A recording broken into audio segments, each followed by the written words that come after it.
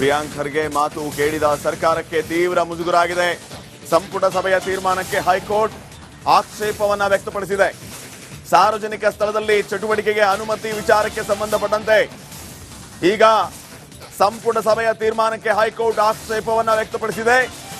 ಪ್ರಿಯಾಂಕ್ ಖರ್ಗೆ ಅವರ ಮಾತು ಕೇಳಿದ ಸರ್ಕಾರಕ್ಕೆ ತೀವ್ರ ಮುಜುಗರಾಗಿದೆ. ಈ ಅಧಿಕಾರ ಇರೋದು ಸ್ಥಳೀಯ ಆಡಳಿತ ಪೊಲೀಸ್ಗೆ, ಸರ್ಕಾರಕ್ಕಲ್ಲ. ಹೊಸ ಆದೇಶದ ಮೂಲಕ ಬೇರೆ ಏನನ್ನೋ ಸಾಧಿಸ ಹೊರಟಿದೆ ಸರ್ಕಾರ. ಸಾರ್ವಜನಿಕರ ಹಕ್ಕನ್ನ ಕಸಿದುಕೊಳ್ಳಲು ಮುಂದಾದಂತಿದೆ.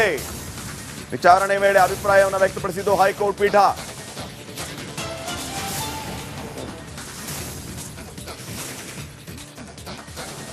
ವಕೀಲರಾಗಿರುವಂತಹ ಸುನಿಲ್ ಕುಮಾರ್ ಅವರು ನಮ್ಮ ಜೊತೆಗೆ ಮಾತಾಡೋದಕ್ಕೆ ಈ ಬಗ್ಗೆ ಫೋನ್ ಸಂಪರ್ಕದಲ್ಲಿದ್ದಾರೆ. ಸುನಿಲ್ ಕುಮಾರ್ ಅವರು ನಮಸ್ಕಾರ. ನಮಸ್ತೆ ಪಾಟೀಲ್.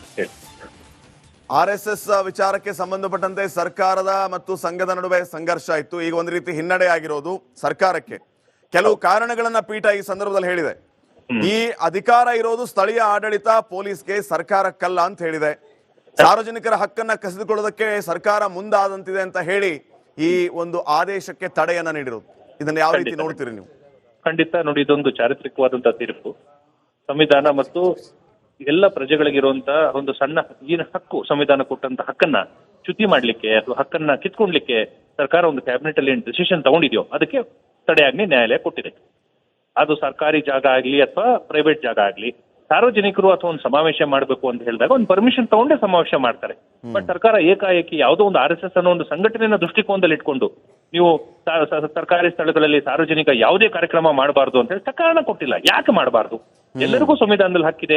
ಒಂದು ಪೀಸ್ಫುಲ್ ಆಗಿ ಒಂದು ಪ್ರೊಟೆಸ್ಟ್ ಮಾಡುವಂತ ಅಧಿಕಾರ ಇದೆ, ಒಂದು ಸಾರ್ವಜನಿಕ ಕಾರ್ಯಕ್ರಮ ಮಾಡುವಂತ ಅಧಿಕಾರ ಇದೆ, ಒಂದು ಗಾಂಧಿ ಜಯಂತಿ ಮಾಡುವಂತ ಅಧಿಕಾರ ಇದೆ, ಒಂದು ಅಂಬೇಡ್ಕರ್ ಜಯಂತಿ ಮಾಡುವಂತ ಅಧಿಕಾರ ಇದೆ. ಅದನ್ನ ಚ್ಯುತಿ ಮಾಡಿ ಯಾವುದೂ ಮಾಡಬಾರ್ದು ಅಂದ್ರೆ ಇದೊಂಥರ ನಿಜವಾಗ್ಲೂ ನೀವು ಸಂವಿಧಾನ ಕೊಟ್ಟಂತ ಹಕ್ಕುಗಳನ್ನ ನೀವು ಉಲ್ಲಂಘನೆ ಮಾಡಿದಂಗೆ ಆಗ್ತದೆ. ನೀವು ಅದನ್ನ ದಮನ ಮಾಡ್ಲಿಕ್ಕೆ ಪ್ರಯತ್ನ ಪಡ್ತೀರಿ ಅಂತ ಹೇಳಿ ಮತ್ತೆ ಯಾರೋ ಸಜೆಷನ್ ಅಥವಾ ಯಾರೋ ರೆಕಮೆಂಡೇಶನ್ ತುಂಬಾ ಸೀರಿಯಸ್ ಆಗಿ ತಗೊಂಡು ನೀವು ಮಾಡಿದ ತಪ್ಪು ಅಂತ ಹೇಳಿ ಬಹಳಷ್ಟು ಖಾರವಾಗಿ ಹೈಕೋರ್ಟ್ ಪ್ರತಿಕ್ರಿಯೆ ಕೊಟ್ಟಿದೆ. ಇದು ನಿಜವಾಗ್ಲೂ RSS ಅವರ ಪಥಸಂಚಲನಕ್ಕೆ ಒಂದು ದೊಡ್ಡ ಜಯ ಅಂತಾನೆ ಹೇಳ್ಬೋದು.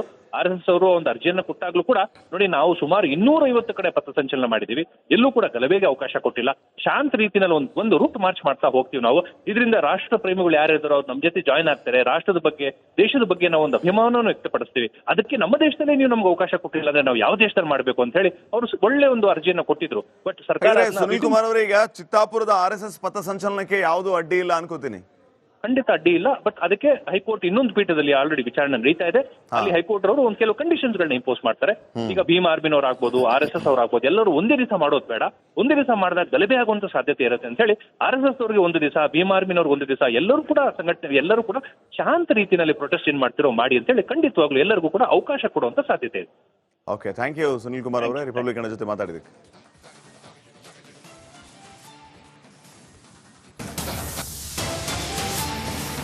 ಪ್ರಿಯಾಂಕ್ ಖರ್ಗೆ ಮಾತು ಕೇಳಿದ ಸರ್ಕಾರಕ್ಕೆ ತೀವ್ರ ಮುಜುಗರಾಗಿದೆ.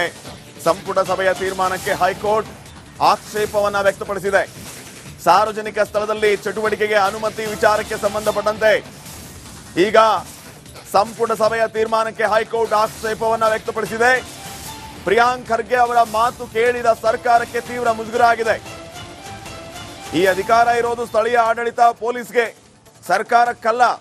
ಹೊಸ ಆದೇಶದ ಮೂಲಕ ಬೇರೆ ಏನನ್ನೋ ಸಾಧಿಸ ಹೊರಟಿದೆ ಸರ್ಕಾರ. ಸಾರ್ವಜನಿಕರ ಹಕ್ಕನ್ನ ಕಸಿದುಕೊಳ್ಳಲು ಮುಂದಾದಂತಿದೆ. ವಿಚಾರಣೆ ವೇಳೆ ಅಭಿಪ್ರಾಯವನ್ನು ವ್ಯಕ್ತಪಡಿಸಿದ್ದು ಹೈಕೋರ್ಟ್ ಪೀಠ.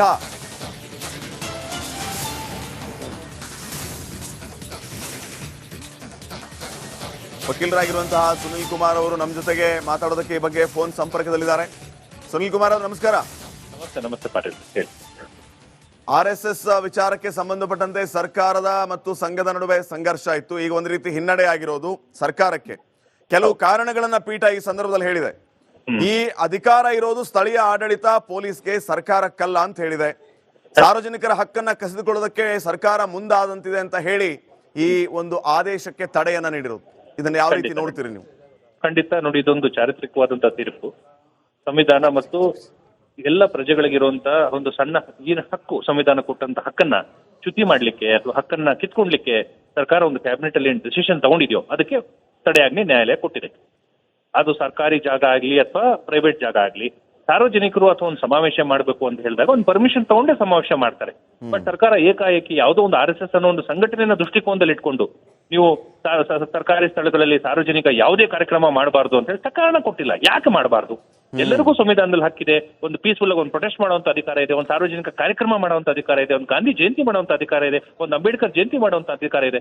ಅದನ್ನ ಚ್ಯುತಿ ಮಾಡಿ ಯಾವುದೂ ಮಾಡಬಾರ್ದು ಅಂದ್ರೆ ಇದೊಂಥರ ನಿಜವಾಗ್ಲೂ ನೀವು ಸಂವಿಧಾನ ಕೊಟ್ಟಂತ ಹಕ್ಕುಗಳನ್ನ ನೀವು ಉಲ್ಲಂಘನೆ ಮಾಡ್ದಂಗಾಗ್ತದೆ. ನೀವು ಅದನ್ನ ದಮನ ಮಾಡ್ಲಿಕ್ಕೆ ಪ್ರಯತ್ನ ಪಡ್ತೀರಿ ಅಂತ ಹೇಳಿ ಮತ್ತೆ ಯಾರೋ ಸಜೆಷನ್ ಅಥವಾ ಯಾರೋ ರೆಕಮೆಂಡೇಶನ್ ತುಂಬಾ ಸೀರಿಯಸ್ ಆಗಿ ತಗೊಂಡು ನೀವು ಮಾಡಿದ ತಪ್ಪು ಅಂತ ಹೇಳಿ ಬಹಳಷ್ಟು ಖಾರವಾಗಿ ಹೈಕೋರ್ಟ್ ಪ್ರತಿಕ್ರಿಯೆ ಕೊಟ್ಟಿದೆ.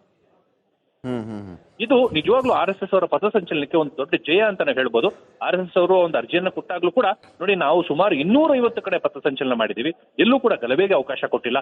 ಶಾಂತ ರೀತಿಯಲ್ಲಿ ಒಂದು ರೂಟ್ ಮಾರ್ಚ್ ಮಾಡ್ತಾ ಹೋಗ್ತೀವಿ ನಾವು. ಇದರಿಂದ ರಾಷ್ಟ್ರ ಪ್ರೇಮಿಗಳು ಯಾರಿದ್ದಾರೋ ಅವ್ರು ನಮ್ಮ ಜೊತೆ ಜಾಯ್ನ್ ಆಗ್ತಾರೆ. ರಾಷ್ಟ್ರದ ಬಗ್ಗೆ, ದೇಶದ ಬಗ್ಗೆ ನಾವು ಒಂದು ಅಭಿಮಾನವನ್ನು ವ್ಯಕ್ತಪಡಿಸ್ತೀವಿ. ಅದಕ್ಕೆ ನಮ್ಮ ದೇಶದಲ್ಲೇ ನೀವು ನಮ್ಗೆ ಅವಕಾಶ ಕೊಟ್ಟಿಲ್ಲ ಅಂದ್ರೆ ನಾವು ಯಾವ ದೇಶದಲ್ಲಿ ಮಾಡಬೇಕು ಅಂತ ಹೇಳಿ ಅವರು ಒಳ್ಳೆ ಒಂದು ಅರ್ಜಿಯನ್ನ ಕೊಟ್ಟಿದ್ರು. ಬಟ್ ಸರ್ಕಾರ ಸುನೀಲ್ ಕುಮಾರ್ ಅವರೀಗ ಚಿತ್ತಾಪುರದ RSS ಪಥಸಂಚಲನಕ್ಕೆ ಯಾವುದು ಅಡ್ಡಿ ಇಲ್ಲ ಅನ್ಕೋತೀನಿ.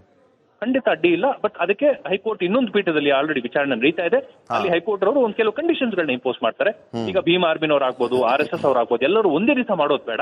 ಒಂದೇ ದಿವಸ ಮಾಡಿದಾಗ ಗಲಭೆ ಆಗುವಂತ ಸಾಧ್ಯತೆ ಇರುತ್ತೆ ಅಂತ ಹೇಳಿ RSS ಅವರಿಗೆ ಒಂದು ದಿವಸ, ಭೀಮ್ ಆರ್ಮಿನವ್ರಿಗೆ ಒಂದು ದಿವಸ, ಎಲ್ಲರೂ ಕೂಡ ಸಂಘಟನೆ ಎಲ್ಲರೂ ಕೂಡ ಶಾಂತ ರೀತಿಯಲ್ಲಿ ಪ್ರೊಟೆಸ್ಟ್ ಏನ್ ಮಾಡ್ತಿರೋ ಮಾಡಿ ಅಂತ ಹೇಳಿ ಖಂಡಿತವಾಗ್ಲೂ ಎಲ್ಲರಿಗೂ ಕೂಡ ಅವಕಾಶ ಕೊಡುವಂತ ಸಾಧ್ಯತೆ ಇದೆ. Okay, thank you Sunil Kumar ಅವರೇ, ರಿಪಬ್ಲಿಕನ್ ಜೊತೆ ಮಾತಾಡಿದಕ್ಕೆ.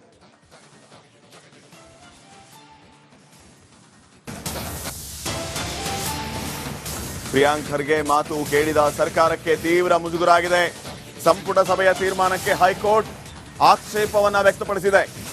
ಸಾರ್ವಜನಿಕ ಸ್ಥಳದಲ್ಲಿ ಚಟುವಟಿಕೆಗೆ ಅನುಮತಿ ವಿಚಾರಕ್ಕೆ ಸಂಬಂಧಪಟ್ಟಂತೆ ಈಗ ಸಂಪುಟ ಸಭೆಯ ತೀರ್ಮಾನಕ್ಕೆ ಹೈಕೋರ್ಟ್ ಆಕ್ಷೇಪವನ್ನ ವ್ಯಕ್ತಪಡಿಸಿದೆ. ಪ್ರಿಯಾಂಕ್ ಖರ್ಗೆ ಅವರ ಮಾತು ಕೇಳಿದ ಸರ್ಕಾರಕ್ಕೆ ತೀವ್ರ ಮುಜುಗರ ಆಗಿದೆ. ಈ ಅಧಿಕಾರ ಇರೋದು ಸ್ಥಳೀಯ ಆಡಳಿತ ಪೊಲೀಸ್ಗೆ, ಸರ್ಕಾರಕ್ಕಲ್ಲ. ಹೊಸ ಆದೇಶದ ಮೂಲಕ ಬೇರೆ ಏನನ್ನೋ ಸಾಧಿಸ ಹೊರಟಿದೆ ಸರ್ಕಾರ. ಸಾರ್ವಜನಿಕರ ಹಕ್ಕನ್ನ ಕಸಿದುಕೊಳ್ಳಲು ಮುಂದಾದಂತಿದೆ. ವಿಚಾರಣೆ ವೇಳೆ ಅಭಿಪ್ರಾಯವನ್ನು ವ್ಯಕ್ತಪಡಿಸಿದ್ದು ಹೈಕೋರ್ಟ್ ಪೀಠ.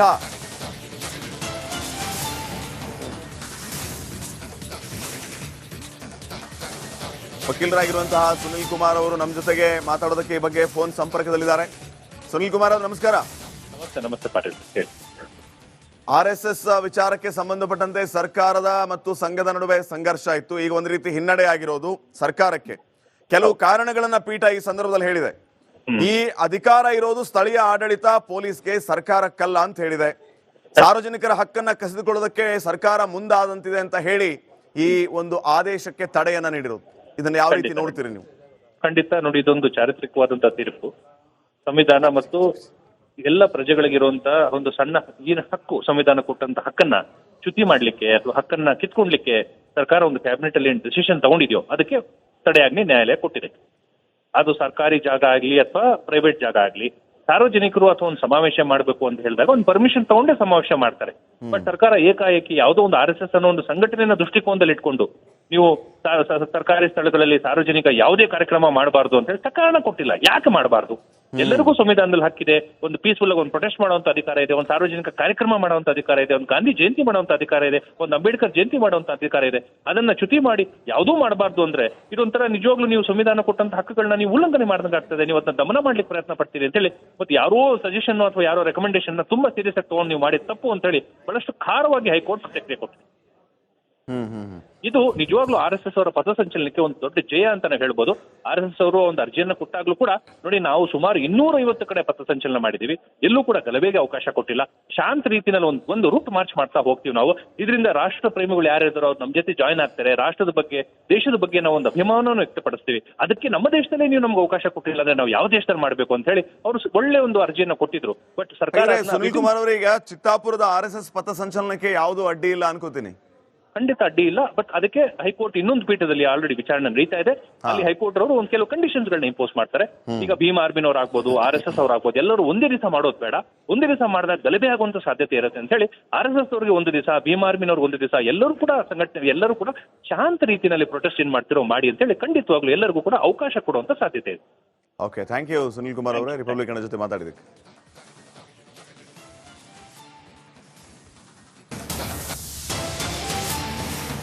ಪ್ರಿಯಾಂಕ್ ಖರ್ಗೆ ಮಾತು ಕೇಳಿದ ಸರ್ಕಾರಕ್ಕೆ ತೀವ್ರ ಮುಜುಗರ ಆಗಿದೆ.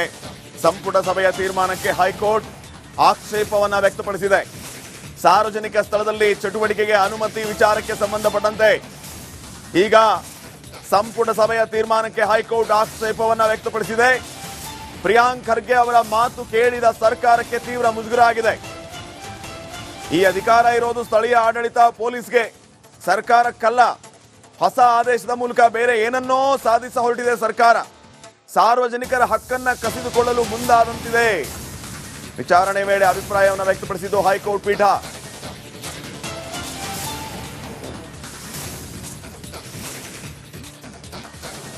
ವಕೀಲರಾಗಿರುವಂತಹ ಸುನಿಲ್ ಕುಮಾರ್ ಅವರು ನಮ್ಮ ಜೊತೆಗೆ ಮಾತಾಡೋದಕ್ಕೆ ಈ ಬಗ್ಗೆ ಫೋನ್ ಸಂಪರ್ಕದಲ್ಲಿದ್ದಾರೆ. ಸುನಿಲ್ ಕುಮಾರ್ ಅವರು ನಮಸ್ಕಾರ. ನಮಸ್ತೆ ಪಾಟೀಲ್ ಹೇಳಿ.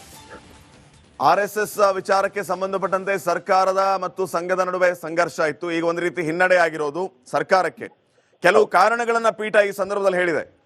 ಈ ಅಧಿಕಾರ ಇರೋದು ಸ್ಥಳೀಯ ಆಡಳಿತ ಪೊಲೀಸ್ಗೆ, ಸರ್ಕಾರಕ್ಕಲ್ಲ ಅಂತ ಹೇಳಿದೆ. ಸಾರ್ವಜನಿಕರ ಹಕ್ಕನ್ನ ಕಸಿದುಕೊಳ್ಳೋದಕ್ಕೆ ಸರ್ಕಾರ ಮುಂದಾದಂತಿದೆ ಅಂತ ಹೇಳಿ ಈ ಒಂದು ಆದೇಶಕ್ಕೆ ತಡೆಯನ್ನ ನೀಡಿರೋದು. ಇದನ್ನ ಯಾವ ರೀತಿ ನೋಡ್ತೀರಿ ನೀವು? ಖಂಡಿತ ನೋಡಿ, ಇದೊಂದು ಚಾರಿತ್ರಿಕವಾದಂತಹ ತೀರ್ಪು. ಸಂವಿಧಾನ ಮತ್ತು ಎಲ್ಲ ಪ್ರಜೆಗಳಿಗಿರುವಂತಹ ಒಂದು ಸಣ್ಣ ಏನು ಹಕ್ಕು, ಸಂವಿಧಾನ ಕೊಟ್ಟಂತ ಹಕ್ಕನ್ನ ಚ್ಯುತಿ ಮಾಡ್ಲಿಕ್ಕೆ ಅಥವಾ ಹಕ್ಕನ್ನ ಕಿತ್ಕೊಳ್ಲಿಕ್ಕೆ ಸರ್ಕಾರ ಒಂದು ಕ್ಯಾಬಿನೆಟ್ ಅಲ್ಲಿ ಡಿಸಿಷನ್ ತಗೊಂಡಿದ್ಯೋ ಅದಕ್ಕೆ ತಡೆಯಾಜ್ಞೆ ನ್ಯಾಯಾಲಯ ಕೊಟ್ಟಿದೆ.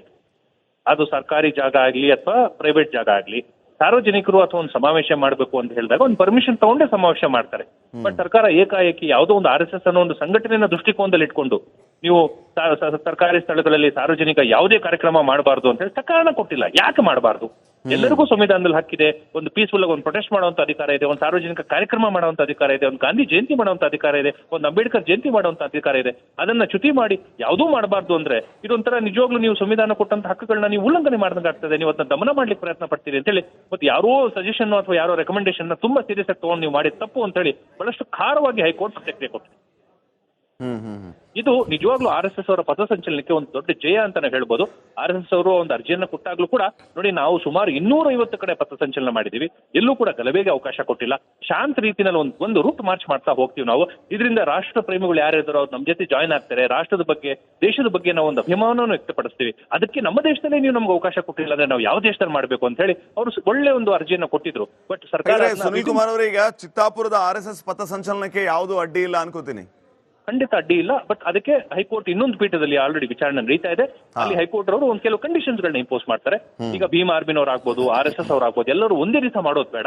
ಒಂದೇ ದಿವಸ ಮಾಡಿದಾಗ ಗಲಭೆ ಆಗುವಂತ ಸಾಧ್ಯತೆ ಇರುತ್ತೆ ಅಂತ ಹೇಳಿ RSS ಅವರಿಗೆ ಒಂದು ದಿವಸ, ಭೀಮ್ ಆರ್ಮಿನ್ ಅವ್ರಿಗೆ ಒಂದು ದಿವಸ, ಎಲ್ಲರೂ ಕೂಡ ಸಂಘಟನೆ ಎಲ್ಲರೂ ಕೂಡ ಶಾಂತ ರೀತಿಯಲ್ಲಿ ಪ್ರೊಟೆಸ್ಟ್ ಏನ್ ಮಾಡ್ತಿರೋ ಮಾಡಿ ಅಂತ ಹೇಳಿ ಖಂಡಿತವಾಗ್ಲೂ ಎಲ್ಲರಿಗೂ ಕೂಡ ಅವಕಾಶ ಕೊಡುವಂತ ಸಾಧ್ಯತೆ ಇದೆ.